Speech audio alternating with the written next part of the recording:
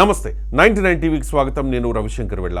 ప్రపంచం మొత్తం కొత్త సంవత్సరాన్ని స్వాగతిస్తూ సంబరాలు జరుపుకుంటూ పరస్పరం శుభాకాంక్షలు తెలుపుకుంటూ ఉంటే తూర్పు ఆఫ్రికాలో ఒక దేశం మాత్రం కాలాన్ని పూర్తిగా వేరే రీతిలో కొలుస్తోంది. అదే ఇథియోపియా. మనం అర్ధరాత్రి నుంచే శుభాకాంక్షలు పంపుకుంటూ ఉంటే అక్కడ ప్రజలు మాత్రం ఇంకా కొత్త సంవత్సరానికి దాదాపు 9 నెలల దూరంలో ఉన్నారు. ఇది వినడానికి ఆశ్చర్యంగా ఉంది, కానీ ఇది నిజం. సినిమా తెరపై టైం మిషన్ ఎక్కి దశాబ్దాల వెనక్కి వెళ్లడం చూస్తుంటే మనకు భలే వింతగా అనిపిస్తుంది కదా. ఆదిత్య 369 సినిమాలో బాలకృష్ణ కాలంతో ప్రయాణం చేసి శ్రీకృష్ణదేవరాయల కాలానికి వెళ్లిన దృశ్యాలు మన కళ్ల ముందే కదలాడుతూ ఉంటాయి. అయితే అది కేవలం సినిమాలోనే సాధ్యమని మనమంతా అనుకుంటాం, కానీ అది నిజ జీవితంలో కూడా సాధ్యమేనని మీకు తెలుసా? ప్రపంచం మొత్తం ఒక వేగంతో పరిగెడుతుంటే ఇథియోపియా దేశం మాత్రం 7-8 ఏళ్ల వెనుక కాలంలో నిలిచిపోయింది. ఎస్, మీరు విన్నది నిజమే. ఇందుకోసం మనకు సైన్స్ ఫిక్షన్ సినిమాల్లో చూపించే సంక్లిష్టమైన టైం మిషన్లు ఏవి అవసరం లేదు. కేవలం ఒక విమాన టికెట్ తీసుకుని 6 నుండి 9 గంటల పాటు ప్రయాణించి తూర్పు ఆఫ్రికా దేశమైన ఇథియోపియాలో అడుగు పెడితే చాలు, మీరు భూతకాలంలోకి, అదేనండి గతంలోకి వెళ్ళిపోతారు. ప్రస్తుతం ప్రపంచమంతా 2026 నూతన సంవత్సర వేడుకల సంబరాల్లో మునిగి తేలుతోంది. అందరూ కొత్త ఏడాదికి గ్రాండ్గా స్వాగతం పలుకుతూ సంబరాలు జరుపుకుంటూ ఉంటే ఇథియోపియా ప్రజలు మాత్రం ఇప్పటికీ 2018 సంవత్సరంలోనే జీవిస్తూ ఉన్నారు. ఆశ్చర్యంగా ఉన్న ఇది పచ్చి నిజం. ప్రపంచ దేశాలన్నీ జనవరి 1వ తేదీనే కొత్త ఏడాదిగా భావిస్తూ ఉంటే ఈ దేశంలో నూతన సంవత్సర వేడుకలు జరగడానికి మరో 9 నెలల పాటు నిరీక్షించాలి. అక్కడ సెప్టెంబర్ నెల వస్తే కానీ కొత్త ఏడాది రాదు. అప్పుడు కూడా వారు జరుపుకునేది 2026 వేడుకలు కావు, కేవలం 2019 నూతన సంవత్సరం మాత్రమే.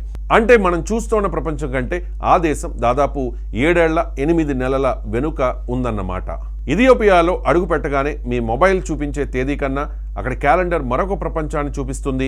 మనం 2026లో ఉన్నామని అనుకుంటే ఇథియోపియాలో మాత్రం ఇంకా 2018 మాత్రమే సాగుతోంది. ఎదురు చూసే ఉత్కంఠ, కాలం నడక, ప్రపంచానికి భిన్నమైన జీవనం, ఇవన్నీ అక్కడ సాధారణమైన దృశ్యాలు.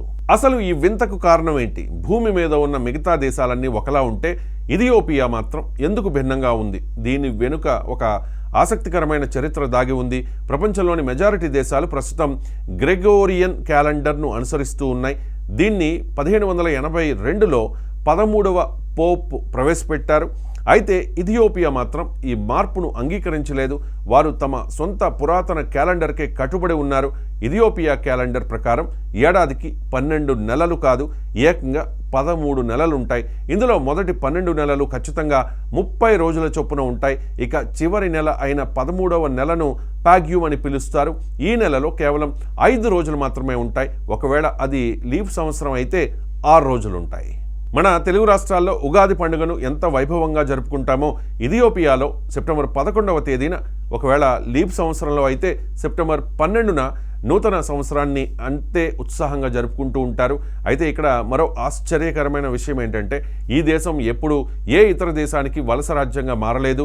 విదేశీయుల ప్రభావం పడకపోవడంతో తమ సొంత సంస్కృతిని, సాంప్రదాయాలను, వర్ణమాలను, ముఖ్యంగా తమ విలక్షణమైన కాలగమనాన్ని వారు కాపాడుకుంటూ వస్తూ ఉన్నారు. తమ క్యాలెండర్ ప్రకారమే పంటల సీజన్లు, సాంస్కృతిక వేడుకలు నిర్వహిస్తూ ఉంటారు. పండుగలు కూడా అదే రిథంకి కట్టుబడి ఉంటాయి. ప్రపంచం ఎంత వేగంగా మారుతున్నా, అంతర్జాతీయ సమయం ఎలా దూసుకెళ్తున్నా ఇథియోపియాలో మాత్రం కాలం ఆధిపత్యం కాదు, సంప్రదాయం ఆధిపత్యం. అందుకే అక్కడ నూతన సంవత్సరం మరో 9 నెలల దూరంలో ఉంది. ప్రపంచం ముందుకెడుతోంది, కానీ ఇథియోపియా మాత్రం తన చరిత్రను వెనక్కి వదిలేయడానికి సిద్ధంగా లేదు. కాలం పరుగులు పెడుతున్న, ప్రపంచం గ్లోబలైజేషన్ వైపు వెడుతోన్న ఇథియోపియా మాత్రం తన మూలాలను వదులుకోకుండా ఇప్పటికీ ఆ పాత కాలంలోనే ప్రయాణిస్తూ పర్యాటకులను ఆశ్చర్యానికి గురి చేస్తోంది. ఇలాంటి దేశం, ఇలాంటి క్యాలెండర్, ఇలాంటి కథనం. ఒకసారి అక్కడి గడియారాన్ని చూస్తే మనం గడియారం ఎంత వేగంగా పరిగెడుతోందో అర్థమయ్యేలా ఉంటుంది. ఒక దేశం, ఒక కాల గణన, ఒక ప్రత్యేకత ఇథియోపియా. సమయం అక్కడ నెమ్మదిగా నడుస్తుంది, కానీ గర్వంగా నడుస్తుంది.